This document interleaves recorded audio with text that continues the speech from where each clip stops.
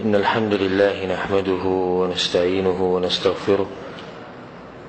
ونعوذ بالله من شرور أنفسنا ومن سيئات أعمالنا. من يهده الله فلا مضل له ومن يضلله فلا هادي له، وأشهد أن لا إله إلا الله وحده لا شريك له، وأشهد أن محمدا عبده ورسوله صلى الله عليه وعلى آله وصحبه أجمعين. أما بعد، د حج په موضوع کې یا د حج په باره کې دا مبارکه سلسله موږ شروع کړې وه چې د هغې نه موږ یو درس یا یوه حلقه پکې موږ ختمه کړې وه. نن به انشاءالله دویمه حلقه یا دویم درس. موږ په پروني درس کې د حج فضایل او د حج حکمتونه دا موږ واضح کړو الله سبحانه وتعالی په توفیق سره. بعض مسائل به انشاءالله نن بیانو. حج او عمره دا په هر مسلمان باندې واجب دي په عمر کې یو پیر. حج یو پیر واجب دی او عمره یو پیر لازمه. حدیث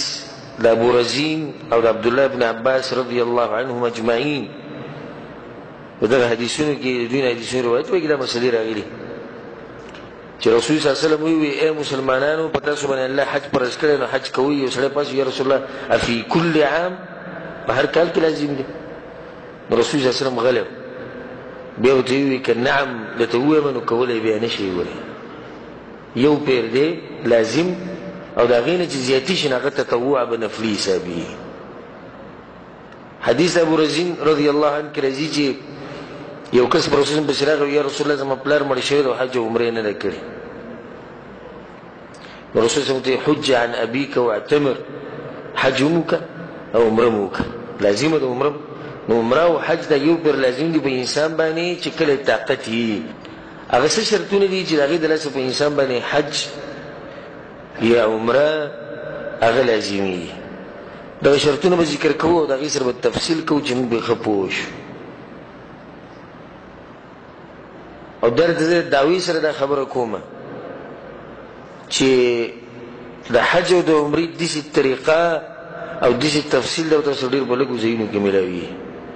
نو کوشش کوئ بارک الله فیکم چې دا مسلې یادوئ. دا د حج مسله نه په دې کې د عمرې مسله هم پرته ده. عمرې له خو موږ مخه ځو راځو د عمرې خبره خو پکې پرته ده. د احرام مسایل په عمره کې راځي، طواف، صفا مروه، ویښته وړه کول، ټولې مسلې به راځي. په احرام کې څه کولی شي څه نه شي کولی دا په عمره کې وي که نه. دا مسلې زده کوئ. د حج د واجب کېدو دپاره یو څو شرطونه لازم دي چې دې شرطونو کې یو شرط نه یا دا شرطونه نه وي نو په دې سړي باندې حج نشته. او که دی په دغه حال کې مړ شو نو الله دې د حج تپوس نه کړي. اولنی شرط د حج د واجب کېدو دپاره اسلام دی چې دا سړی به مسلمان. په کافر باندې حج نشتی او که بالفرض وکړي نو ثواب ورته نه میلاوي. په هغه باندې حج د کوم ځای نه فرض کېږي او هغه د اسلام ته داخل شوی نه دی. کلمه د توحید هغه نه دی ویلې. نو په دې کې کافر مشرک چې عقیدې د شرکي چې دوی راشي که د سل حجونه وکړي خو دا حجونه رب العالمین نه قبلوي. لکه ابو جهل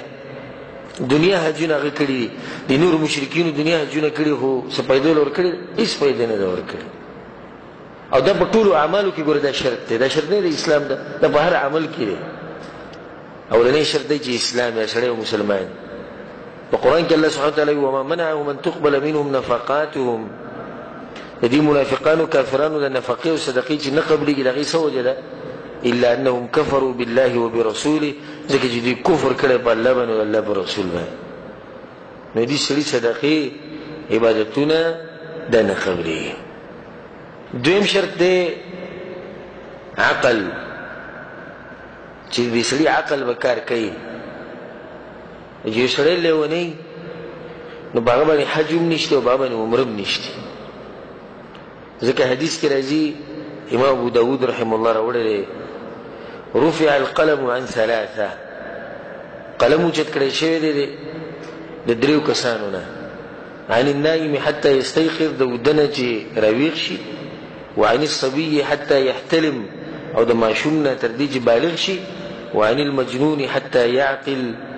او د لیوني نه تر دې چې عقل کار شروع کړي. د لیوني نه الله قلم اوچت کړی، د دې سره حساب کتاب نشته.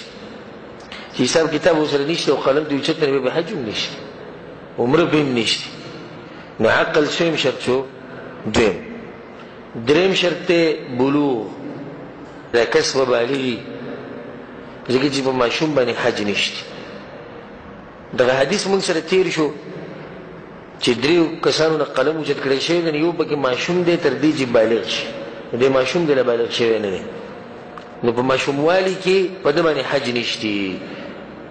او که چېرته حج وکړو نو حج صحیح دی. که چېرته مشرانو بوتو او حج وکړو نو حج صحیح دی،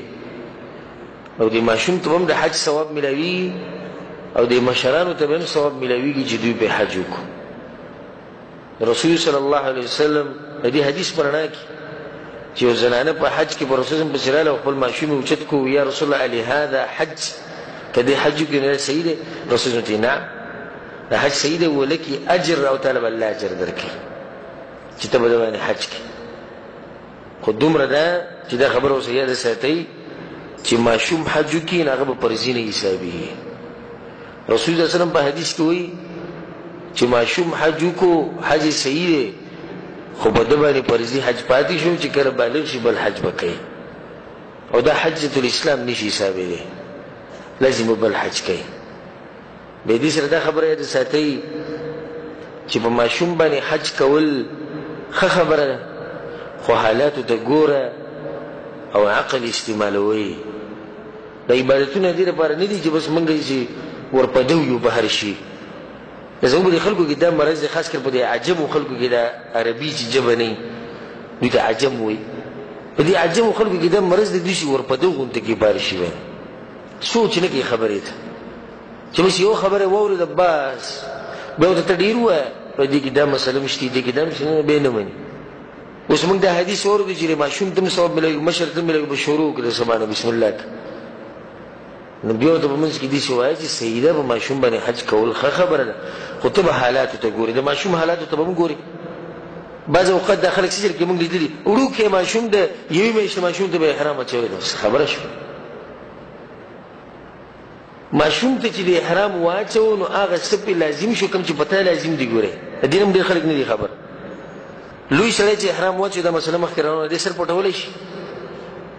د دې ماشوم به سر پټې نه وپټې، ښه که اوس یخي باران وریږي ناجوړه شو تبه پرې راله نو څه چل به ورسره کوې بیا وریږي په سر احرام واچوي، څنګه به احرام اچوي؟ لوی سړی چې دی مشر چې دی داسې کوټ نشي استعمالولی چې به هغه لستوڼو کې لاسونه ومنډي، دې دا ګنډلی شي. ښه په دې ماشوم باندې یخ راغی نه دې ته به بلوز اچوي که واسکټ به ودرېږي که څه به ورته اچوي. صرف بس زموږ دغه شوق دی چې ماشوم هم په غېږ کې کېنولی او هغه بل ته وایي وباسه تصویر. نن سبا یې تصویرانو مرض راوتی که نه، نو بیا به له پاسې ولیکي وایي زه په حرم کې یم او زما زوی ما سره غېږ کې، او خلک ورته ماشاءالله شروع کړي. سبحان الله عبادتونه د دغې ته پاتې شوي. زدي دریان دا چې ولاړې په دې حرم کې ولاړ چې داسې کړي دا بل وله تصویر وباسي، یا طواف کې یا په صفا مروه کې ولې دی نه دی خبر چې ماله خلک تصویر وباسي. او دی کوم داسې وزیر اعلی دی چې د خاص تصویر یو خاص کیمرې راونی، خو د خپل ملګري ته ویلي چې ماله وباسه که نه. دا خو ستا عبادت د الله دپاره نه شو، دا خو ته فیسبوک ته ښې،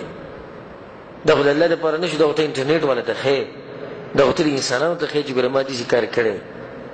مسلمان خپل عبادت پټوي.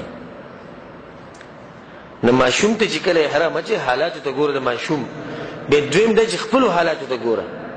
آیا ته دا ماشوم بیا ګرځولی شي او که نه؟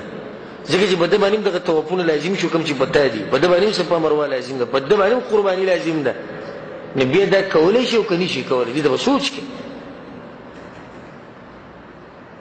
چې دې خبرو ته دې سوچ وکړو. څه مسله ده تا ته هم نه وه ماشوم ته هم نه، هېڅ خبره نه.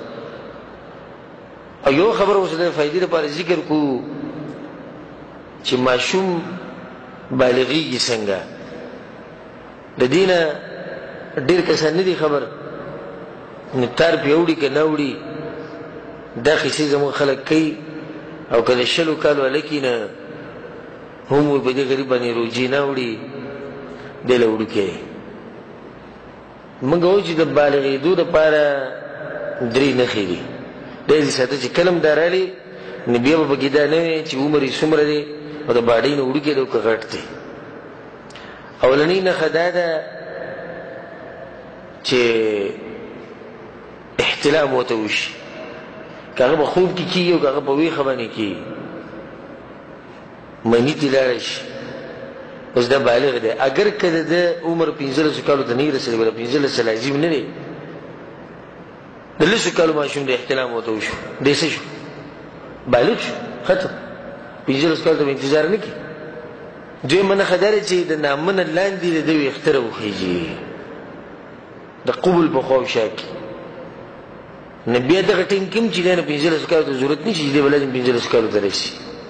11 کالو 12 کالو هلک ته د نامنه لاندې ویښته راوخېدو به دی بالغ دی درېیمه نښه دا ده اوس د 2 نښې ښکاره نه شوې د اولنۍ او د دویمه نو بیا به انتظار کوو چې 15 کاله پوره شي چې 15 کاله پوره شو بس دی بالغ شو اگر که هغه 2 نښې پکې نه وي نه په احتلام شوی دی نه یې نامنه لاندې ویښته راختلي خو چې 15 کاله پوره شو نو دی به څه حسابېږي دی به بالغ حسابېږي د زنانه دپاره هم دغه نښې دي د هغوی څه 4مه زیاته ده چې کله پرې د حیض دا بیماري راشي د میاشتې ده نو دغې د لاسه بالغېږي چې دا څو نښې په یو ماشوم کې یا ماشومې کې رالي په هلک او جنۍ کې بس دا بالغان دي نو دا څو شرطونه شو 3 4م شرط دا دی حریت څه ته وایي چې دا سړی به ازادي دی به مري نه وي یا یو زنانه د وینځه ده په دې باندې هم حج نشته ولې وجه د هغې سره چې دی د خپل سید او د خپل مشر په حق کې مصروفه دی د هغې د لاسه بې دغه حق نشته او که چېرته یو مري غلام راشي مکې ته او حج وکړي نو حج څنګه دی حج صحیح دی چې ازاد شي بیا به حج کوي دا حج به د لپاره نفلي حسابېږي فرضي به نه حسابېږي ځکه چې دی او د ده هر څه او مال دا د مالک دپاره دی کوم چې د مالک دی نو که دی حج وکړي او دا خبر رسول صلی الله علیه وسلم کړی بیا دا غلام څه ته وایي دا هغه انسان ته ویل کېږي چې په پیسو باندې اخیستلی کېږي او خرڅولی کېږي یا د جهاد په موقع باندې مسلمانان په یو علاقه باندې غالبه شي او دغه علاقه فتح کړي او د هغه ځینې کافران مشرکان ځان سره راولي نو دا به څه حسابېږي غلام مري زنانه راولي وینځه ورته ویلی کېږي دا ډېر خلک پکې داسې وایي موږ په دې ملکونو کې په دې مسافرۍ کې داسې یو لکه څه غلامان ما ته یو کس ویلي یو خبره ما سره کوله وي شیخ صاحب وایي چې زموږ د جمعې دا لمونځ به کېږي وایي ولې ته ماشوم یې ماشوم یې که د زنانو په صف کې ولې ستا لمونځ نه کېږي جمعې چلې وایي نه غلامان یو که نه نو ما صحیح ده الله دې مې غلام ساته خو زه خپل ځاني ما ته چې څوک د غلام ټکی ووایي که نه نو زه وایم چې زما په دې جسم کې یو داسې ګرمي را پیدا شي دا وینه د انسان وخوټ کېږي چې آزاد انسان زه ځان ته څنګه غلام یم ته غلام لفظ معنی پېژنې څه ته وایي غلام خو هغه سړي ته وایي چې په پیسو اخیستی شوی ته په پیسو اخیستی شوی غلام خو هغه سړي ته وایي چې د هغه خپل اختیار په 1 روپۍ کې نه وي او تا خو پکې بلډینګونه ودرول پټي دې واغېستو نیم کیلې دې واغېستو نور څه غلامي ته وایي غلام هغه سړي ته وایي چې هغه چې کوم مال ګټي هغه د مالکي دته پکې 1 ریال نه میلاوي غلام هغه انسان ته وایي چې دی مړ شي نو د ده چې کوم مال هغه مالک ته پاتې کېږي د ده چې ګوره خپل خپلوان دی هغو ته نه پاتې کېږي دا هم مالک ته پاتې کېږي دې ته غلام وایي خو نور خو آزاد سړی ځان ته غلام چېرته هم نشي ویلی څوک دا ټکی خوښولی شي څه چې غلام الله دې مونږ د دغه صفت نه لرې ساتي نو دا 4 شرطونه شو 5م شرط دا دی چې استطاعت وي استطاعت او طاقت الله په قرآن کې ولله علی الناس حج البيت من استطاع الیه سبیلا، د الله په خلکو باندې دا حق دی چې د هغه د کور حج به کوي په شرط د دې چې طاقت یې هغې ته د رسېدو. نو الله دې کې د طاقت چې دی دا یو شرط لګولی او استطاعت او طاقت او قدرت دا په دوه قسمه باندې، استطاعت مالی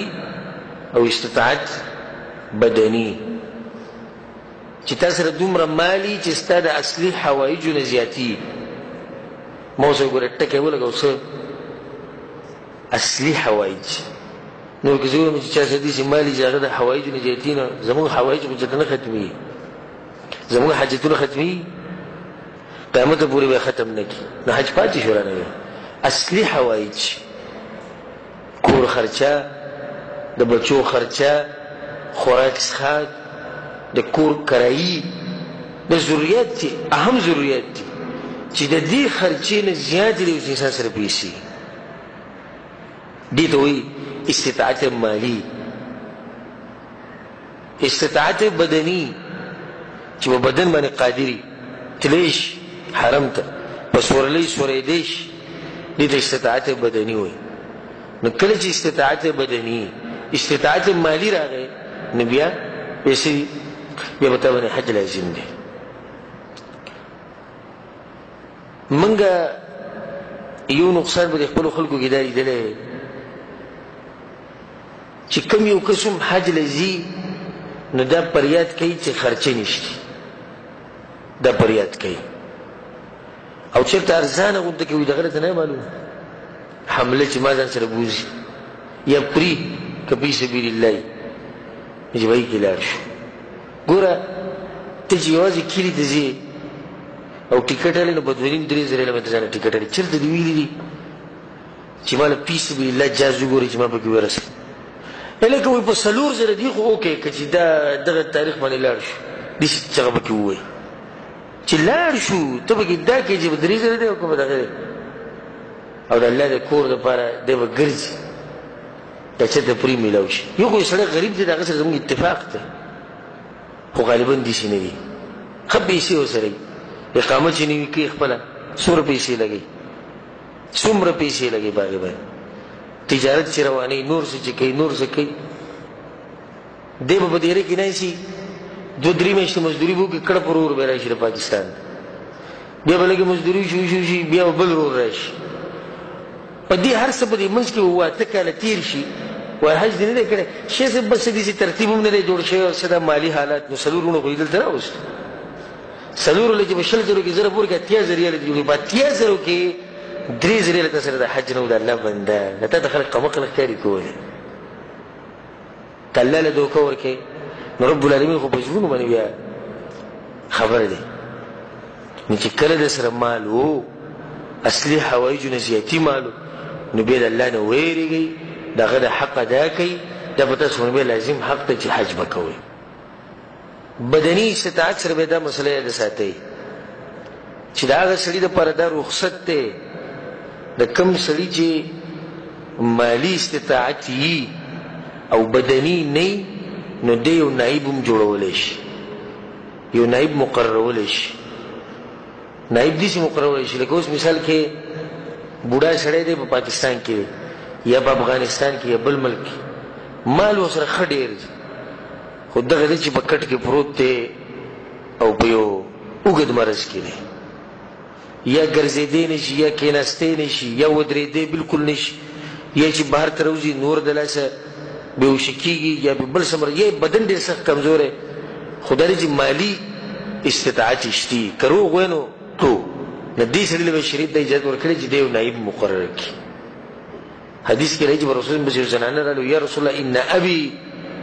شیخ کبیر، زما پلار بوډا سړی دی مشر او په سورلۍ نشي کېناستی، په اوښ نشي سورېدی، ټینګېږي پرې نه، کمزوری ډېر او نه په اس او نه په خر. نو زه د هغې طرف نه حج وکړم. اوس ګوره د دې بوډا طاقت شتي خو بدني طاقت یې نشته، په سورلۍ نشي سورېدی. نو رسول صلی الله علیه وسلم د خپل پلار طرف نه حج وکړه. نو چې کله د چا مالي طاقت یې دا مسلې زموږ نه ډېر خلک تپوس کړي دي لنډه ګوره یاده که لنډه او کو په دې کې دې یاد نه کړل دا به ستاسو بدبختي چې د ژوندي سړي دپاره نه عمره کېږي نه حج کېږي دا اصل دی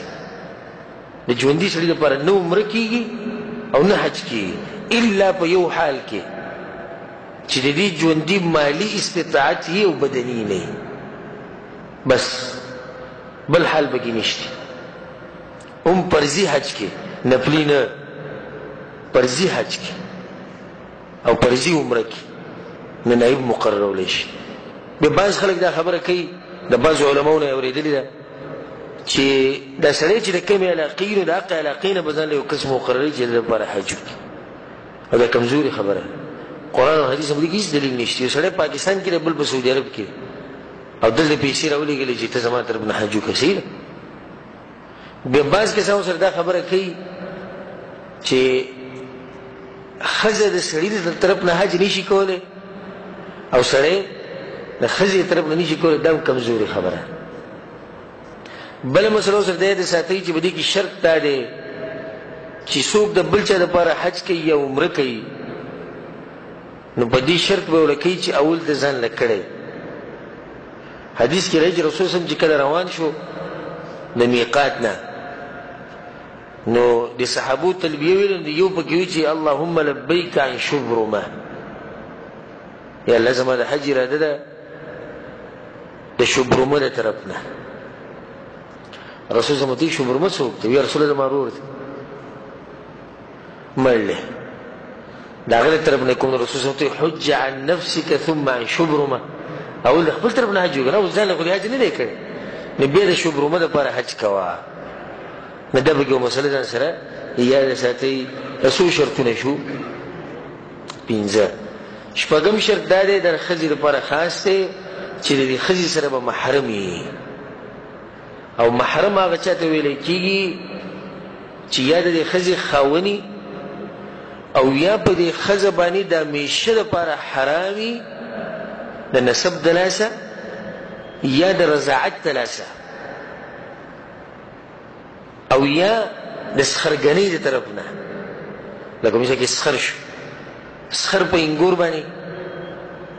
د همیشه لپاره حرام دی که نه همیشه لپاره حرام دی چې څو پورې دا د دوی په دې کور کې دی دا پې حرام دی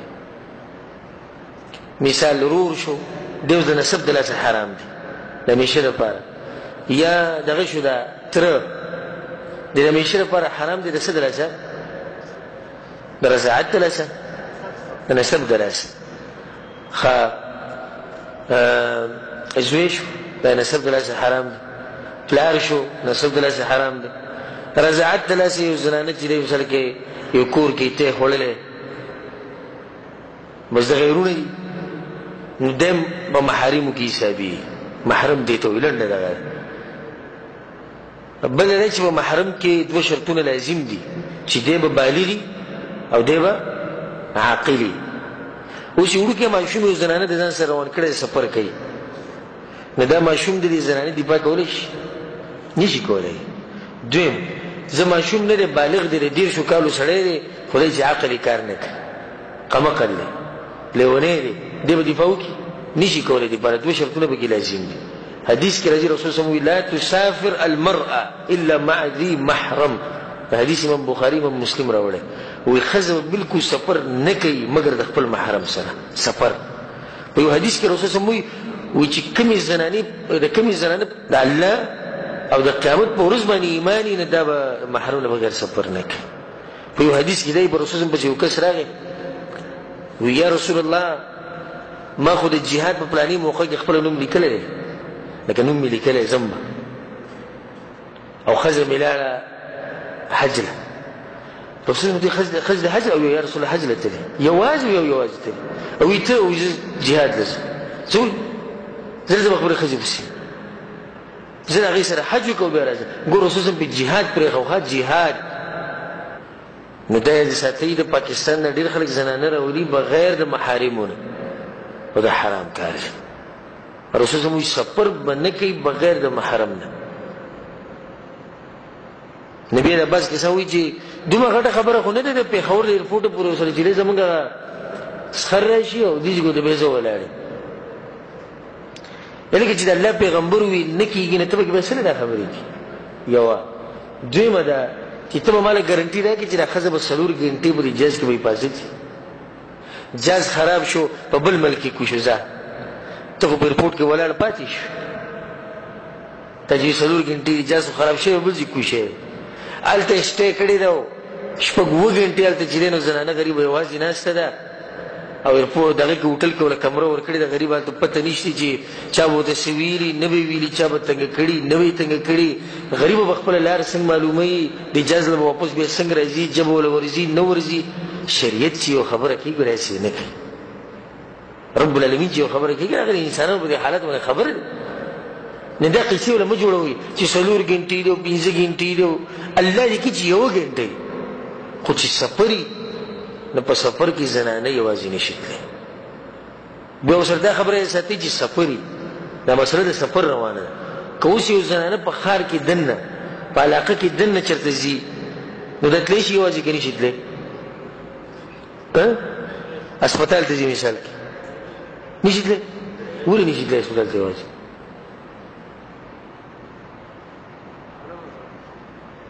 محرم اوسه نشي نو حدیث الفاظ څه دي چې زنانه به سفر نه کوي د اسپتال ته تله دې ته سفر ویلی کېږي اسپتال ته څوک سفر وایي یا بازار ته ځي څوک سفر وایي یا مثال کې چې د خپلو خپلوانو کره ځي خپلولۍ دپاره یا مثال کې د غم خادۍ دپاره ځي د سفر دی خو سفر نه شو دا ډېرې فایدهمنې مسلې دي ځان سره یادې ساتئ زنانه په علاقه کې دننه په کلي کې دننه په ښار کې دننه چې یو ځای کې ګرځي چې هغې د سفر نه ویلی کېږي نو په دغه ټیم کې که ورسره محرم نه وي نو څه حرج نشته په دغه ټیم کې که ځان سره بله زنانه روانه کړي دا هم کافي ده او که په دغه ټیم کې ځان سره ماشوم روان کړي اوس خبره نه خو بعض کسان دا وایي شیخ صاحب زمونږ خور را روانه ده یا زما ښځه را روانه ده او ویې د هغې سره 100 زنانه نورې دي 100 نه چې 100,000 زنانه ورسره نورې شي رسول صلی الله علیه وسلم نه به یې کوي ته د رسول صلی الله علیه وسلم د خبرې نه څه مخکې کېږي یا ایها الذین آمنوا لا تقدموا بین یدی الله ورسوله د الله او د الله د رسول نه مه مخکې کېږي هغه خبره کړې ده بس ختمه شو که مؤمنې توبه دته ځي ودرېږي نو دې حل څه شو حل یې دا دی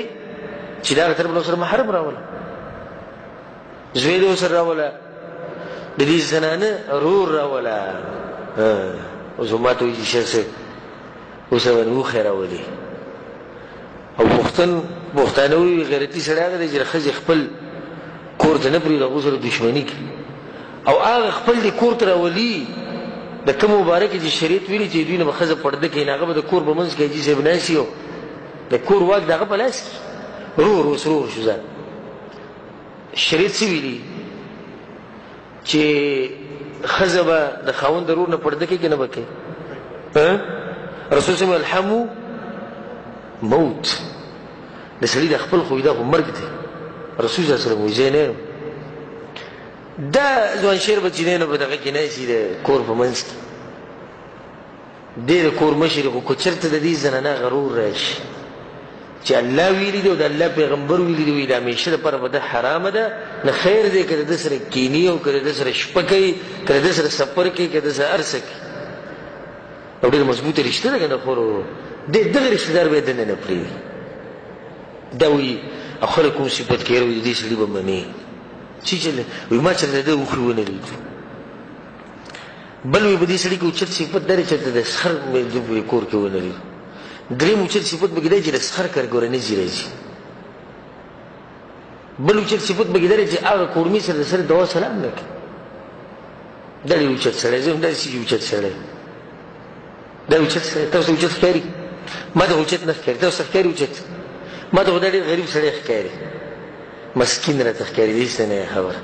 شریعت خو دغه ته خپل ویلي دا کوم چې ده منع کړي او دا کومې چې راوستي شریعت ویلي دوی نه به پرده کړي موږ دغه راوستي نور هم پرېښودي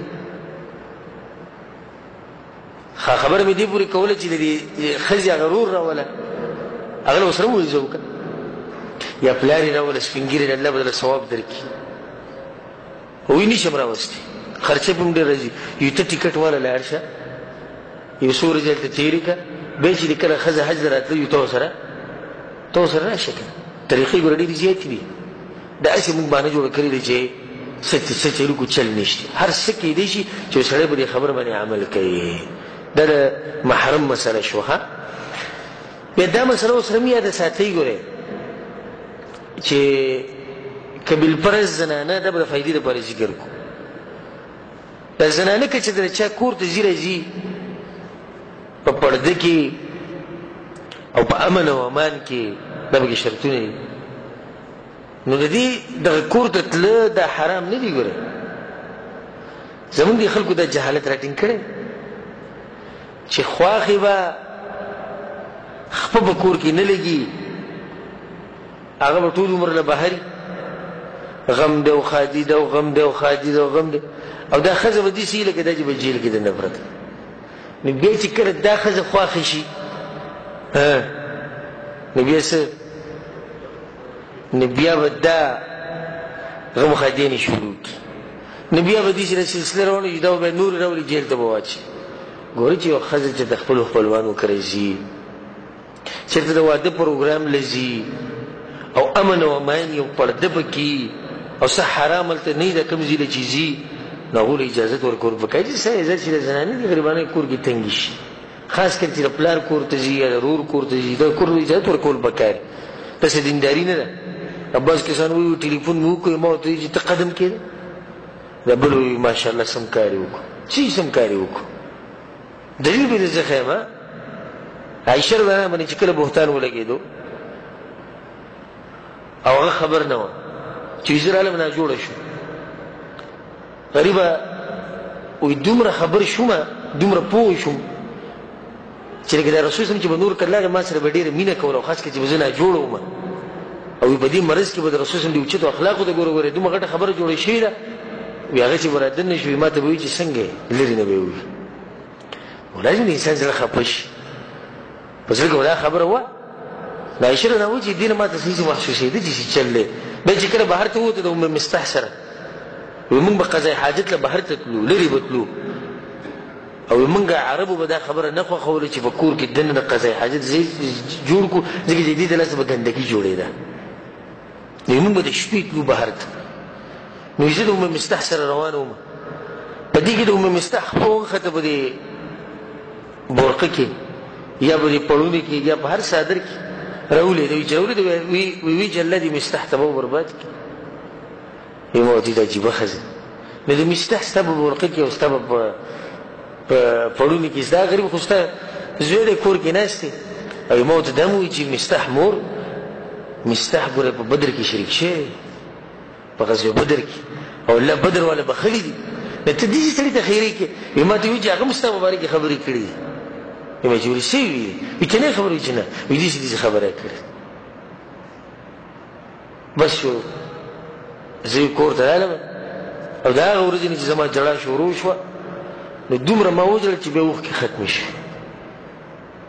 نو ما رسول صلی ته وایي چې یا رسول الله که تاسو ماله اجازت راکوئ نو زه خپل کور ته لاړه شم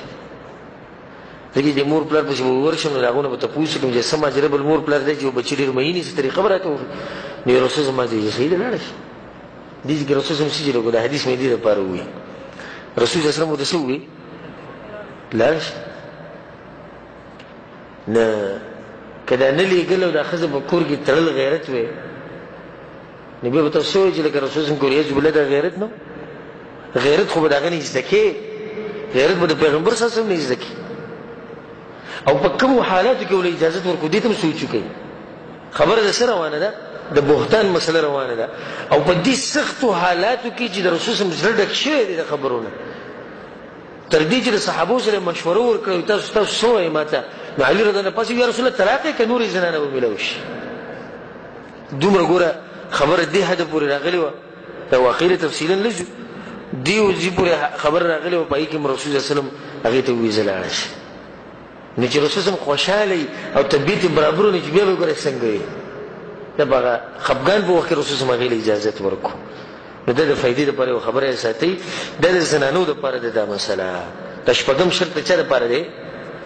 دا د زنانو دپاره خاص دی ښه اوس یو زنانه ده بالغه ده مسلمانه ده عقل کار کوي آزاده ده مالی طاقت مشتی بدنی مشتی خدا دې چې محرم ورسره نشتی نو سبق حج پې نشتی که دا مړه شو په دغه حال کې نو رب العالمین ته تپوس نه کوي. داسې مثال دی د محرم لکه د یو سړي سره چې پیسې نه وي چې اوس تا سره پیسې نه حج ته تلو ته به حج لاړ شي دغه شان د زنانه لپاره دغه مثال دی که چې زنانه سره محرم نه وي دا نشي راتلی بیا یو سوال زړه کې راځي که بالفرض یو زنانه بغیر محرم راشي او حج وکړي نو بیا حج وکړو زلاله نو حج صحیح دی او که نه؟ جواب د هغې دی چې حج صحیح دی او د دې سفر د لاسه ګناهګاره شو سفر چې بغیر محرم وکړو د دې د لاسه څه شوه ګناهګاره شو او حج صحیح دی. د دې شروطو سره یو مسله یاد ساتئ چې کله په چا باندې حج لازم شي نو دی به بیا حج علی الفور کوي. علی الفور څه مطلب دی؟ فورا به کوي یعنی بیا به دا نشي ویلی چې را روان کال او بل کال ته به ځان ته وګورې که دا 15 شرطونه په تا کې وو یا زنانه ده په پای کې د 6 شرطونه شتي نو دا به را روان کال او بل کال نه کوي. ولې حدیث کې راځي رسول صلی الله علیه وسلم وایي امام احمد بن حنبل رحمه الله دا حدیث راوړی دی وایي تعجلوا الى الحج په حج کولو کې تعجیل کوي رسول صلی الله علیه وسلم وایي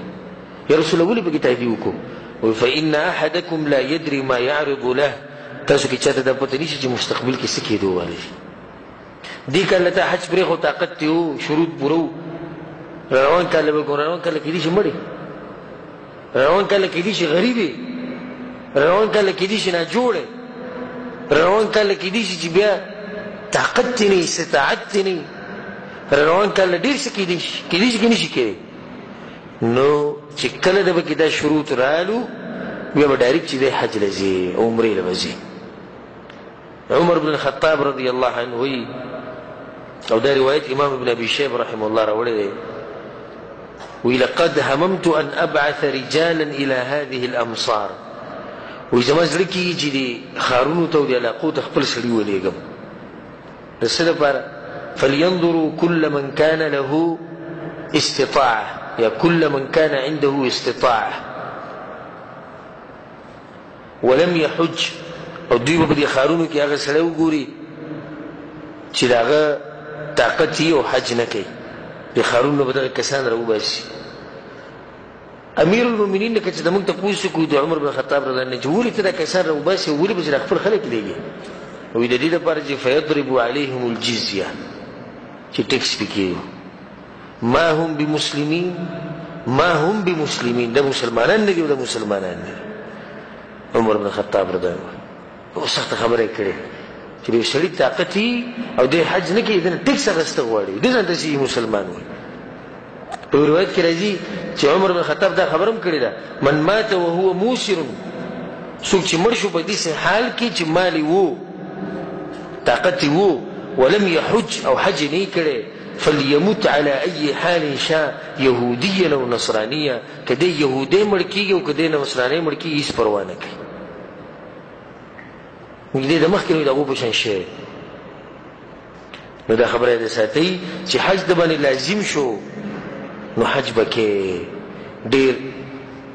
خلک زه پیژنم شخصي زه یو کس پیژنم شخصي پیژنم شخصي په دې سعودي عرب کې هغه 14 کاله تېر کړي 14 او په اخر کې به خروج نهایي تللی پاکستان ته خو ګوره حج نه دی کړی دې سړي ورته څه وایي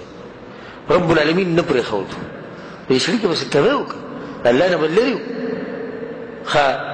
دا واقعا موږ ته ثقه کس بیان کړی دی ثقه کس ښه دینداره کس راته بیان کړی چې په حرم کې د یو کس نه چا پیزار پټ کړو د حاجي د بهر نه راغلی او د بهر نه چې د حاجیان نه شي دا ډېر سادهګانې تاسو ولیدلي که او خپله ژبه د هر چا سره وایي هغو مطلب دی چې لکه زمونږ چې کومه ژبه ده دا ټوله دنیا ده خپله ژبه د هر چا سره خپله کوي د هېچ چا نه مني نو د ده نه چا پیزار پټ کړي نو دی په غوسه کې راووتو بهر ته او په ورځو کې د حرم سره دا کار نه و شروع د توسعه لا نه کېده نو دا بازارونه د حرم ته بالکل نږدې و دی چې څنګه د بازار ته راغی نو د دوکان کې یو کس ولاړو د دوکان کې کار کوو د هغه په خپل باندې هغه شان پیزار کوم چې دنه چا پټ کړي بس وی سړي شور واچو چې دا غل او د زمانه چې پیزار پټ کړي او د الله د کور نه پټ کړي د حرم نه پټ کړي وا غریب قسمونه خوري چې زو دلته کار کو موږ ته مو مینه کوي چې بس ته بابا خبره چې شهر هغه شهر دا جدا پیزار دي ګوره او هغه ته هم چې ګوره دې سیس ته ګوره دې ته ګوره وجي دقه شان پیزار ما چې ویلو او باغ الماری کې مې خو دې پیزار او الماری چې وړونته کی د دغې نه راغشت وی چې ونه شو هغه سړی وته وی چې په الله د قسم خورم زما سلويخ کالو شو چې د دې حرم ته ورته نشي نه یم وی دا زما مخ کې وی چې زما سلويخ کالو شو زګور دې حرم ته دنم نمتلې نو ما پیزار څنګه پټ نو بیا موږ حج دې بس هغه زه صحیح ده چې سلويخ کالو دن نه تل نو اوس دې څنګه تاسو خلک بکشتي ما بخپل دی سعودي سره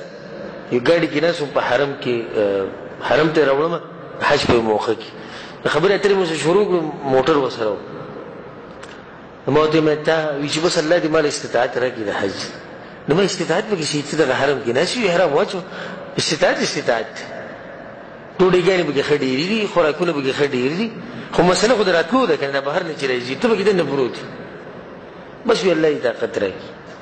نو مې څومره وخت د مکه کې پیدا شوی لوی شوی چې نه چې مکه ته راغله مونږ زما یو اشکال شي په یو اشکال کې د په حرم کې شي حج نه وکړي دا محرومه دي خلک کړه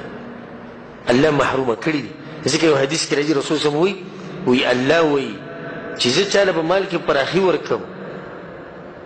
رزق ته پراخه کوم بدن کې ول طاقت ورکم او تمضي عليه 5 اعوام او په دبانې 15 کاله تیر شي لم يفد الي او دې په ما بس نه راځي یعنی حج نه راځي لمحروم دې د جنت او د ثواب نه محروم شي 15 کاله کې کم سے کم یو حج کول پکار دي چې دې حدیث دې وایي نه انسان بچي اخر کې به یو مسله دو بیان کو دغه سره ودا خپل درس ختم کو چې یو سړی مړ شو او حج نه دی کړی نو د سره وسکو یو عمره نه دی کړی او مال وسره هم او طاقت یو خو نه دی کړی نو کله چې دې مړ شي نو داسې کوم وارثان دي ناغو ته موږ دا ووایو